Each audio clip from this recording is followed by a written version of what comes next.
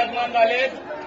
मी आपल्या जळगाव जिल्ह्याच्या वतीने आदरणीय आपल्या जिल्ह्याचे आणि महाराष्ट्राच्या विधानसभेचे नेते आदरणीय नाथाभाऊ, भारतीय जनता पार्टीचे उपाध्यक्ष गिरीश भाऊ, आपल्या विभागाचे खासदार ए.टी. नाना पाटील यांना मी विनंती करतो की त्यांनी भारताचे आपले लाडके पंतप्रधान आदरणीय मोदी साहेबांचं स्वागत करायचंय.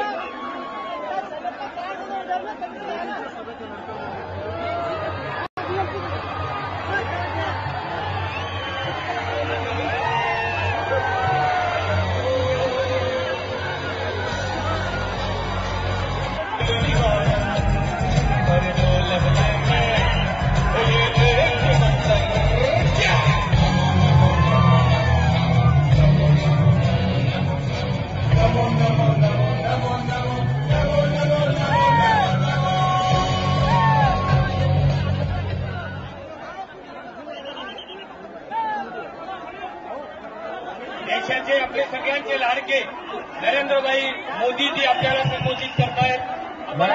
बाद में जरा पुलिस के मित्र वहां आपके चेक पॉइंट को खोल दीजिए, लोगों को आने दीजिए. सारे पॉइंट पे भीड़ है. बेकार में स्टैंप पैड करा दोगे आप लोग और बदनामी हमारी होगी. खोल दीजिए मैं उनको वहां से आने दे सबको. यहां बहुत बड़ी मात्रा में लोग रुके हैं भाई.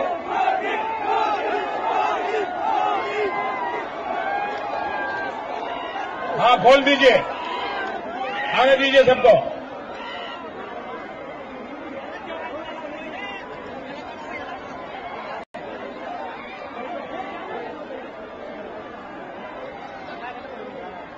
एकदम आखिर में जो बाहर यहां से मुझे नजर न पहुंचे इतने लोग बेचारे लाइन में खड़े हैं. इतना बंद करके क्या रखा है जी?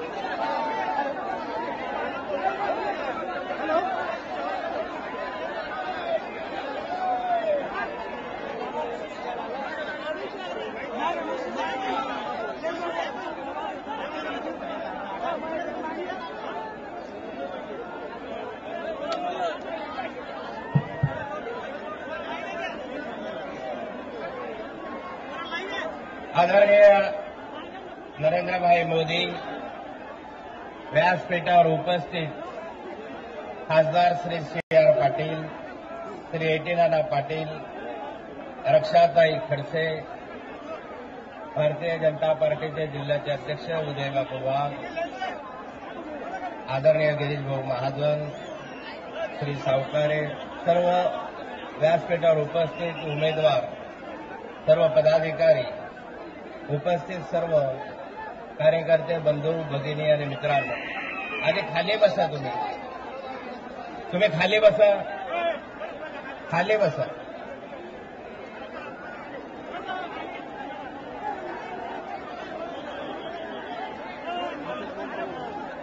आज सर्वप्रथम आदरणीय नरेंद्रभाई मोदींचं आपल्या या जिल्ह्यामध्ये मी स्वागत करतो. गेले 15 वर्ष झाले या महाराष्ट्रामध्ये आघाडीचं सरकार आहे आणि आता 15 तारखेला आपल्याला या महाराष्ट्रामध्ये विधानसभेसाठी मतदान करायचं आहे. या मतदानाद्वारे या 15 वर्षामध्ये या राज्यामध्ये असलेलं घोटाळ्यांचं सरकार, जे सर्वाधिक भ्रष्ट असलेलं सरकार, हे आपल्याला घालवायचं आहे आणि नवीन मोदीजींच्या नेतृत्वाखाली एक विकासाची दृष्टी असणारं नवीनच सरकार या ठिकाणी आपल्याला आणायचं आहे. 15 वर्ष झाले महाराष्ट्रामधल्या या सरकारने आपल्याला काय दिलं, तर 15 वर्षामध्ये महाराष्ट्रामध्ये सर्वाधिक घोटाळे या महाराष्ट्रामध्ये झाले. सिंचनाचा घोटाळा, जमिनीचा घोटाळा, चाऱ्याचा घोटाळा, जिथे नाही तिथे घोटाळे केले आणि करोडो रुपयाची हानी या महाराष्ट्राच्या निधीची झाली. महाराष्ट्र हे सर्वाधिक कर्जबाजारी राज्य कोरोनाच्या राज्याची तुलना आहे. महाराष्ट्रामध्ये सर्वात जास्त शेतकऱ्यांनी आत्महत्या केल्या. दलितांवर, आदिवासींवर अत्याचार मोठ्या प्रमाणावर या महाराष्ट्रामध्ये 15 वर्षामध्ये वाढले. महाराष्ट्र विकासाच्या दृष्टीने पुढे गेला, मंत्र्यांचा विकास झाला, पण शेतकरी वकात झाला. आज आपण पाहतो आहोत की 15 वर्ष झाले महाराष्ट्रामधलं लोड शेडिंग, विजेचं लोड शेडिंग हे आता 18 ते 20 तास विजेचं लोड शेडिंग सुरू आहे. अंधारामध्ये आपल्याला राहावं लागतं आणि दर निवडणुकीमध्ये काँग्रेस आणि राष्ट्रवादी काँग्रेसवाले आपल्याला सांगतात की लोड शेडिंग मुक्त महाराष्ट्र. या ठिकाणी अजितदादा पवार सांगतात मोफत आणि मुबलक वीज, परंतु आपल्याला आतापर्यंत मोफत आणि मुबलक वीज मिळाली नाही. अजितदादांच्या या पोकळ घोषणा ऐकून ऐकून कंटाळा आला आणि इकडे बाकी म्हणतात अजितदादा एक ही वादा. आता या दादालाच आपण विचारणार आहोत की दादा कहा गया तुम्हारा बिजली का वादा. ऐन दिवाळीला, दसऱ्याला आणि आता दुर्गोत्सवामध्ये आपण पाहिलं तर दुर्गोत्सवामध्ये ज्यावेळेस दुर्गेची पूजा होते त्यावेळेस अंधार, काही कार्यक्रम आपले असले की अंधार. त्यामुळे आता या महाराष्ट्राला अंधारातून उजेडाकडे जायचं असेल तर आपल्याला या ठिकाणी बदल केला पाहिजे. दुर्दैवाने या महाराष्ट्रामध्ये शिवसेना भारतीय जनता पार्टीची युती तुटली. एक 25 वर्ष झाली आपली ही युती. मला मुख्यमंत्री व्हायचा या महत्वाकांक्षेमुळे तुटली आणि या ठिकाणी आत्ता बाकी आपल्याला भाजपावर टीका करतात. दिल्लीवरून अफजल खानाची फौज ही महाराष्ट्रामध्ये प्रचाराला आली है. महाराष्ट्र में अफजल खान की फौज आ गई है, ऐसा भी टीका टिप्पणी हो रही है. पर यही अफजल खान के साथ 25 साल आपने क्यों निकाले? जब अफजल खान के फौज थे तो 25 साल आपको इनके साथ रहने में मजा क्यों आया? और आज भी अफजल खान की फौज आ रही है तो अफजल खान की फौज में आप शामिल क्यों हो? आत्ता का शामिल आहात तुम्ही? का बाहेर निघत नाहीये? आणि अफजल खानच्या या जनानखान्यामध्ये तुम्ही सांगतात मग कशासाठी राहतात या ठिकाणी? म्हणजे एका बाजूला स्वतःच्या महत्वाकांक्षेसाठी युती तोडायची आणि त्याच्यामध्ये भाजपने खंजीर खुपसला असं म्हणायचं, विश्वासघात केला असं म्हणायचं.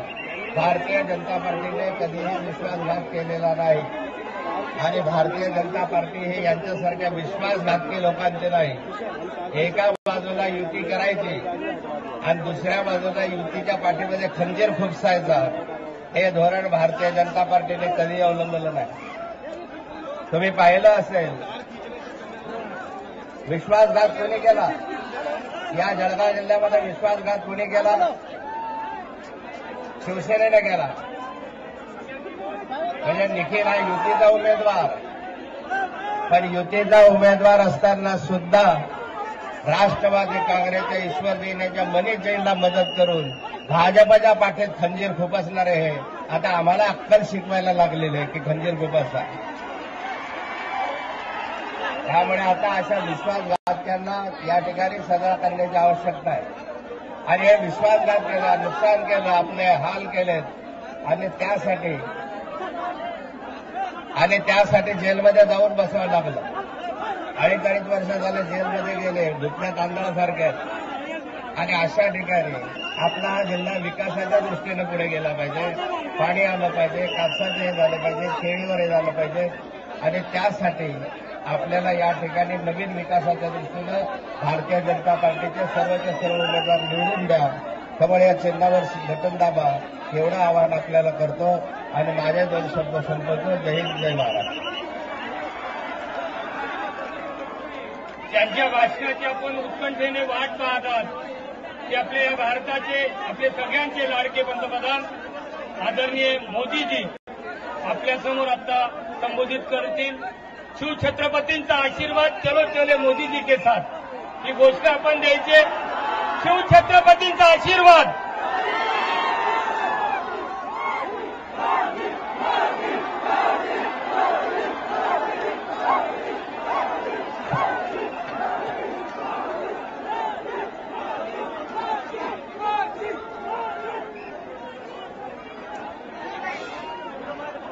कसं काय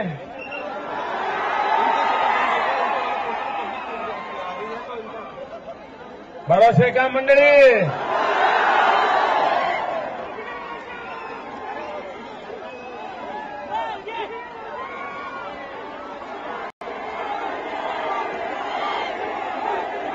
मंच पर विराजमान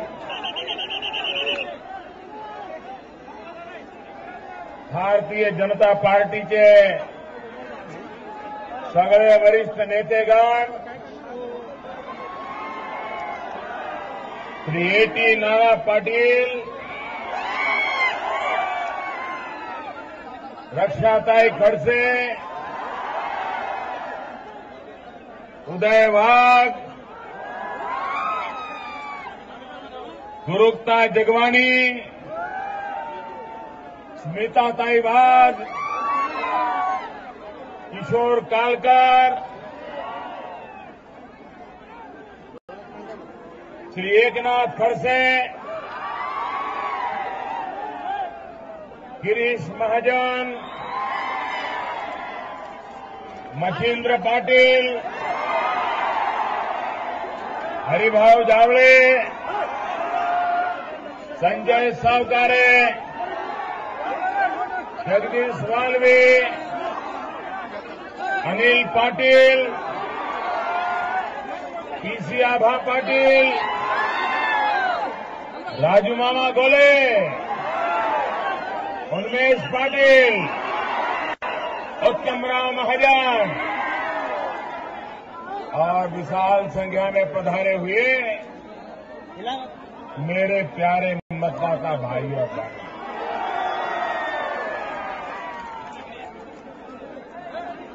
इतनी बड़ी विशाल सभा में वहां दूर दूर मकानों पे लोग खड़े हैं, मेरी आवाज पहुंच रही है क्या?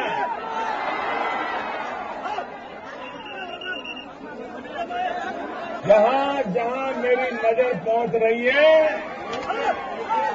माथे ही माथे नजर आ रहे हैं.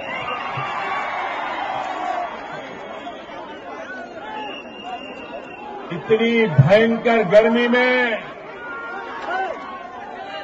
ये हवा का रुख देख लो जरा.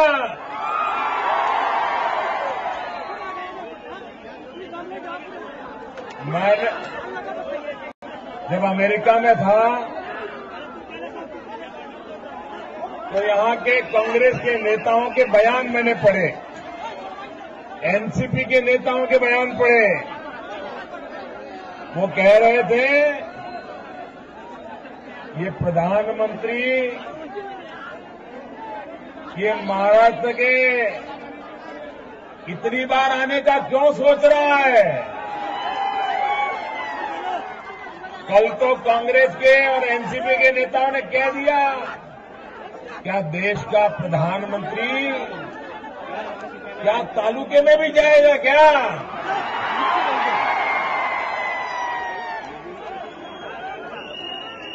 मेरे मन में विचार आया कि भाई महाराष्ट्र में तो मैं पहले भी आता था, लोकसभा के चुनाव में भी आया था, लेकिन न कांग्रेस वालों ने ऐसा बयान दिया न एनसीपी वालों ने ऐसा बयान दिया. इस बार इतने परेशान क्यों है? मोदी के आने पर दुखी क्यों है? लेकिन ये जलगांव जिले में आकर के मुझे पता चला, ये जनसागर देख करके मुझे लगता है यही कारण वो परेशान है. ये मेरे कारण दुखी नहीं है, ये ताकत को देख करके दुखी है वो. और भाइयों बहनों, मैं तो आप ही लोगों के बीच से पैदा हुआ। मैं भी आप ही की तरह एक सामान्य जिंदगी गुजारता गुजारता यहां आया हूं। मैं राजमहलों में पैदा नहीं हुआ हूं। मैं प्रधानमंत्री की कोख से पैदा नहीं हुआ हूं। मैं नेताओं की कोख से पैदा नहीं हुआ हूं। मैं तो गरीब मां के घर पैदा हुआ। अगर मैं मेरे भाइयों के पास नहीं जाऊंगा तो कौन जाएगा? अरे मैं आपके दर्शन करने के लिए नहीं आऊंगा तो कौन आएगा भैया? ये पराजय के कगार पर खड़े हुए नेता लोग आपके लिए जनता के बीच जाना बुरा होता होगा। मेरे लिए तो जनता जनार्दन के दर्शन करना ये मेरे लिए सौभाग्य का विषय है। और इसलिए भाइयों बहनों, मैं आज इस चक्र नगरी में आप सबका दर्शन करने के लिए आया।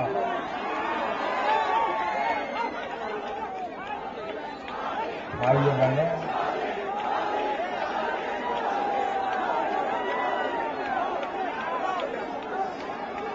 इस देश का गरीब से गरीब कोई ऐसा इंसान होगा का जिसने केला न खाया हो? ऐसा कोई इंसान होगा जिसने केला न खाया हो? गरीब से गरीब आदमी ने भी और कोई फल देखा हो या न देखा हो, और कोई फल चखा हो या न चखा हो, लेकिन केला तो जरूर खाया होगा। ये जलगांव के किसानों की कमाल है। और मैं बताता हूं, हिंदुस्तान में तो आपके केले का डंका बज रहा है, लेकिन दुनिया में भी बजाना है। बच सकता है भाइयों। एक बार महाराष्ट्र में ऐसी सरकार बना दो, ऐसी सरकार बना दो, महाराष्ट्र की सरकार और दिल्ली सरकार मिलकर के केले वालों का भी भाग्य खोल दे, ऐसी सरकार बना दो। मुझे बताइए, कपास की खेती करने वाला मेरा किसान परेशान क्यों है? कपास की खेती करने वाला मेरा किसान परेशान क्यों है? मैं महाराष्ट्र सरकार को पूछना चाहता हूं कि आप सरकार का समय समाप्त होने आया है, इसलिए क्या किसानों को मरने पर मजबूर कर रहे हो? भाइयों बहनों, बस अब ज्यादा इंतजार करना नहीं पड़ेगा। एक सप्ताह बाकी, एक सप्ताह। मेरे किसान भाइयों, कपास की खेती करते हो या केले की खेती करते हो, 15 तारीख का इंतजार कीजिए, बस 15 तारीख का।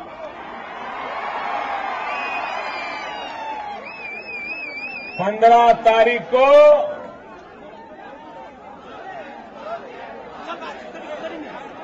ये 15 तारीख 15 सालों के पापों का वध करने का उत्सव है। 15 सालों के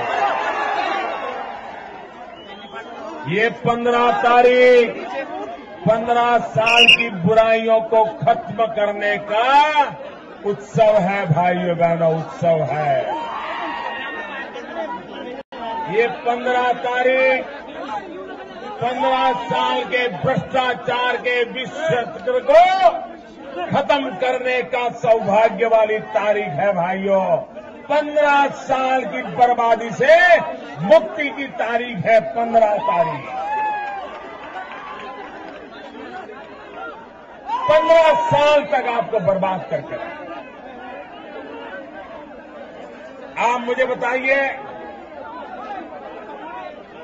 ये जलगांव भुसावल रेलवे के प्रमुख केंद्रों का इलाका, लेकिन विकास की दिशा में यहां का मेरा भाई पिछड़ गया। यहां के नौजवान रोजगार के लिए भटक रहे हैं। ऐसा कैसा आपने बनाया कि यहां के लोगों को अपने गरीब मां बाप को छोड़ करके, बूढ़े मां बाप को छोड़ करके रोजी रोटी कमाने के लिए बाहर जाना पड़ता है। मेरे नौजवानों, आप मुझे बताइए, क्या कोई ऐसा नौजवान है जो अपने बूढ़े मां बाप को छोड़ करके जाना चाहता है? कोई ऐसा नौजवान है अपने गांव को छोड़ करके जाना चाहता है? कोई नौजवान है जो अपने यार दोस्तों को छोड़ के जाना चाहता है? हर कोई अपने जन्मभूमि को ही कर्मभूमि बनाना चाहता है। हर नौजवान चाहता है उसे अपने जन्म के स्थान पर ही काम मिले। मिलना चाहिए कि नहीं मिलना चाहिए? रोजगार मिलना चाहिए कि नहीं मिलना चाहिए? हमारी सरकार का यही सपना है।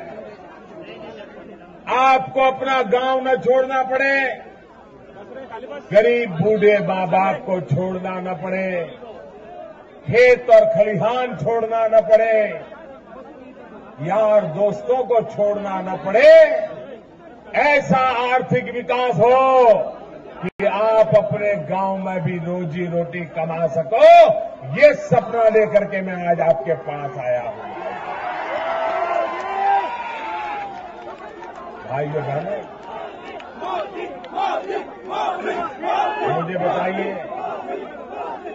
ये महाराष्ट्र में जो सरकार है, उन सरकारों ने भ्रष्टाचार करने में कोई कमी छोड़ी है क्या? कोई कमी छोड़ी है क्या भाई? कोई ऐसा क्षेत्र है जिसमें भ्रष्टाचार न किया हो? कोई ऐसा क्षेत्र है जिसमें भ्रष्टाचार न किया हो? अरे मध्याह्न भोजन में बालकों की थाली से में भी चोरी कर ली। बालकों की थाली से करगिल के शहीदों की विधवाओं के घर लूट लिए भाइयों, घर लूट लिए। किसान का पानी लूट लिया, किसान की बिजली लूट लिया। आप मुझे बताइए, आपको लोड शेडिंग से मुक्ति चाहिए कि नहीं चाहिए? मुक्ति चाहिए कि नहीं?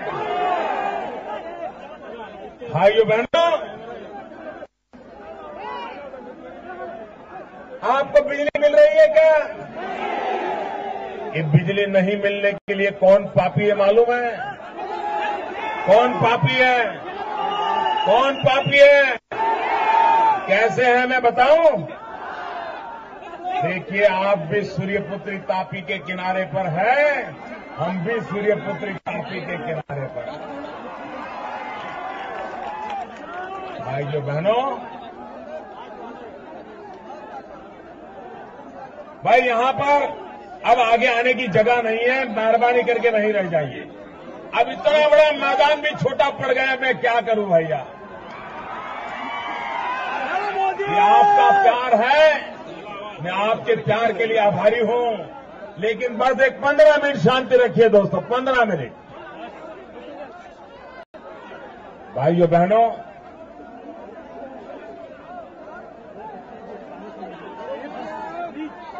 भाइयों बहनों, आप मुझे बताइए, आपको बिजली मिल रही है क्या? बिजली मिल रही है क्या?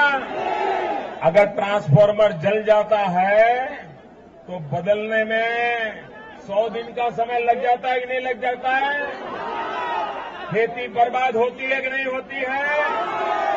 आपका नुकसान होता है कि नहीं होता है? भाइयों बहनों, इसका पाप किसने किया? देखिए, आपके पड़ोस में गुजरात राज्य है। उस गुजरात राज्य में नर्मदा नदी पर एक बांध बन रहा है, सरदार सरोवर डैम। उस सरदार सरोवर डैम में बिजली का कारखाना भी लग रहा है, पानी से चलने वाला बिजली का कारखाना। अगर वो डैम आज से 10 साल पहले पूरा हो गया होता तो अब तक आपको 4000 करोड़ रुपए की बिजली मुफ्त में मिल गई होती। वो बांध इसीलिए बन रहा है गुजरात में कि उसमें से हर वर्ष 400 करोड़ रुपए की बिजली मुफ्त में महाराष्ट्र के किसानों को मिल जाए, इसलिए वो बना हुआ है। लेकिन दिल्ली में बैठी हुई कांग्रेस सरकार ने 10 साल उस डैम का काम रोक दिया। 2005 से एक थैली भर सीमेंट उस पर डालने नहीं दिया। मैंने प्रधानमंत्री बनने के बाद 15 दिन में सरदार सरोवर डैम का काम चालू करा दिया। 1 साल 2 साल के भीतर काम पूरा हो जाएगा और आपको 400 करोड़ रुपए की बिजली मुफ्त में आना शुरू हो जाएगा। फिर बिजली मिलेगी कि नहीं मिलेगी? लोड शेड जाएगा कि नहीं जाएगा? ट्रांसफार्मर का जलना बंद होगा कि नहीं होगा? कभी जल गया तो ट्रांसफार्मर जल्दी बदल जाएगा कि नहीं बदल जाएगा? किसान के पाक को नुकसान होगा क्या? किसान बच जाएगा कि नहीं बच जाएगा? किसान का लाभ होगा कि नहीं होगा? यही काम मोदी करता है भाई। मोदी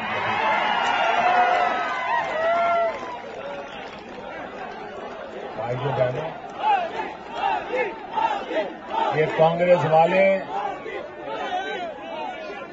60 साल से सरकार चला रहे हैं। 60 साल से भाई, आपका नमस्ते स्वीकार कर लिया, गिर जाओगे, चोट पहुंचेगी। बैठिए भाइयों बहनों, 60 साल से कांग्रेस राज कर रही है। 60 साल से 60 साल से कांग्रेस पार्टी राज कर रही है। भाइयों बहनों, आपने कभी सुना है कि कांग्रेस पार्टी ने 60 साल में आपको कभी कोई हिसाब दिया हो? कभी कोई हिसाब दिया है? काम का जवाब दिया है? आपकी मुसीबतों का जवाब दिया है? और ये कांग्रेस पार्टी मेरा 60 दिन का हिसाब मांग रही है। अरे शर्म करो मेरे कांग्रेस के भाई बहनों, शर्म करो। आपने तो 60 साल तक देश को हिसाब नहीं दिया और मोदी का हिसाब मांगने के लिए निकले हो। भाइयों बहनों, कांग्रेस ने भले आपको 60 साल तक हिसाब नहीं दिया होगा, लेकिन मैं तो आपको पल पल का हिसाब दूंगा, पाई पाई का हिसाब, पाई का हिसाब दूंगा। 10 साल तक जिस तरह का काम आपने नहीं कर पाया था, वो काम मैंने 10 दिन में करके खड़ा कर दिया। 10 दिन में। भाइयों बहनों, ये सरकार गरीबों के लिए है, क्योंकि मैंने गरीबी देखी। घर में मां बीमार हो और दवाई के लिए पैसे न हो, तब कितनी पीड़ा होती है।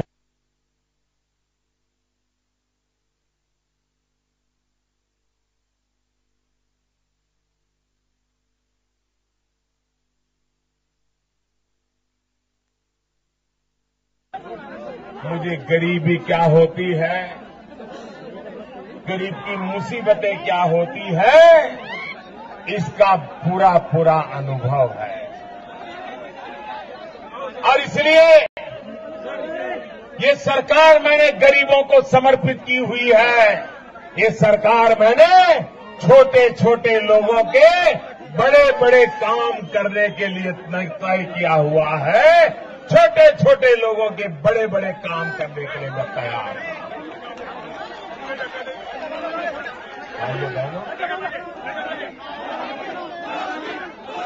जो लोग महाराष्ट्र को तबाह कर दिया, भ्रष्टाचार से महाराष्ट्र को लूट लिया, जो महाराष्ट्र की जनता को जवाब नहीं दे पा रहे हैं, वे आजकल मोदी पर झूठे आरोप लगा रहे हैं। ये कह रहे हैं अब मोदी सरकार का इरादा है महाराष्ट्र को तोड़ने का। अब मोदी का इरादा है महाराष्ट्र से मुंबई को छीन लेने का। अरे झूठ बोलने वालों, आप महाराष्ट्र की ताकत को नहीं जानते, ताकत को नहीं जानते।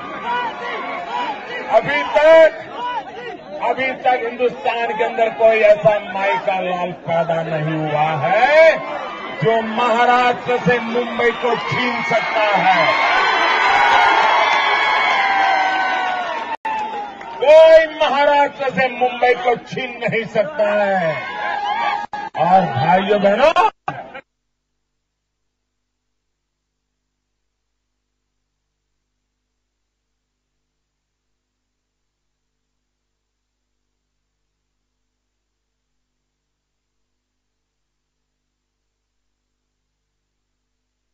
और महाराष्ट्र चलता है तब देश चल पड़ता है।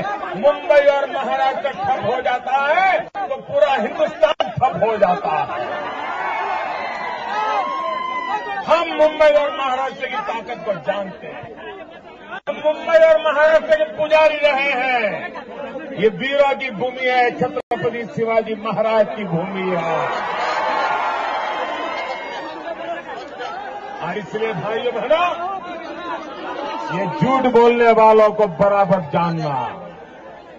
अब उनके पास जनता का विश्वास जीतने के लिए कोई काम नहीं है, कोई एजेंडा नहीं है। सिर्फ अखबारों में जगह बनाने के लिए झूठ फैलाना, यही काम इनके पास बचा हुआ है और कोई काम बचा नहीं है। भाइयों बहनों, मैं आज आपसे अनुरोध करने आया हूं, मुझे इस क्षेत्र का विकास तेज गति से बढ़ाना है। आप मुझे बताइए, ये हमारा हिंदुस्तान हजारों साल से है कि नहीं है? जरा जोर से बोलो, उधर पीछे वाले भी बोलो जरा। हमारा हिंदुस्तान हजारों साल से है कि नहीं है? आजादी के पहले भी हिंदुस्तान था कि नहीं था? 1800 स्वातंत्र संग्राम में भी, 1857 के स्वातंत्र संग्राम में भी हमारा हिंदुस्तान था कि नहीं था? 1947 के पहले भी हिंदुस्तान था कि नहीं था? कांग्रेस के राज में भी हिंदुस्तान था कि नहीं था? लेकिन क्या हिंदुस्तान का इंडिया में जिनका बच्चा था?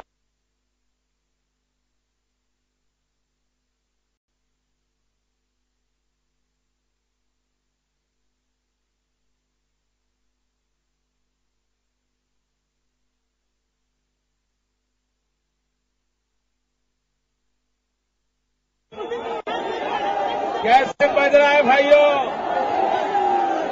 ये हिंदुस्तान का जय जयकार क्यों हो रहा है?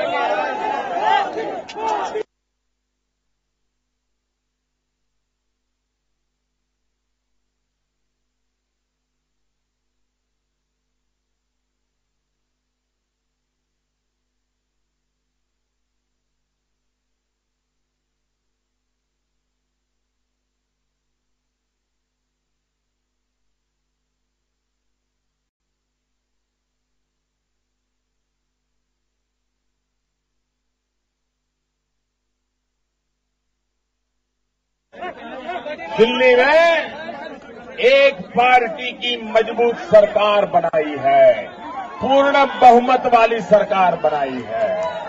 और इसके कारण आज दुनिया के अंदर हिंदुस्तान की चर्चा होना शुरू हुआ है। दुनिया का हिंदुस्तान की तरफ ध्यान जाने लगा है। मेरे भाई, आप चाहते हैं कि महाराष्ट्र का भी दुनिया में डंका बजे? जरा पूरी ताकत से बोलो, क्या महाराष्ट्र का दुनिया में डंका बजना चाहिए? क्या महाराष्ट्र का पूरे हिंदुस्तान में डंका बजना चाहिए? अगर हिंदुस्तान में महाराष्ट्र का डंका बजाना है, अगर दुनिया में महाराष्ट्र का डंका बजाना है, तो महाराष्ट्र में भी पूर्ण बहुमत वाली भाजपा सरकार बनानी होगी। 15 तारीख को 15 साल के पापों से मुक्ति पानी होगी। कमल के निशान पे बटन दबाना होगा। और मैं आपको विश्वास दिलाता हूं, एक बार महाराष्ट्र में पूर्ण बहुमत वाली भारतीय जनता पार्टी की सरकार बनाओगे तो महाराष्ट्र का जय जयकार हो जाएगा। छत्रपति शिवाजी महाराज का दुनिया में नाम गूंजने लग जाएगा।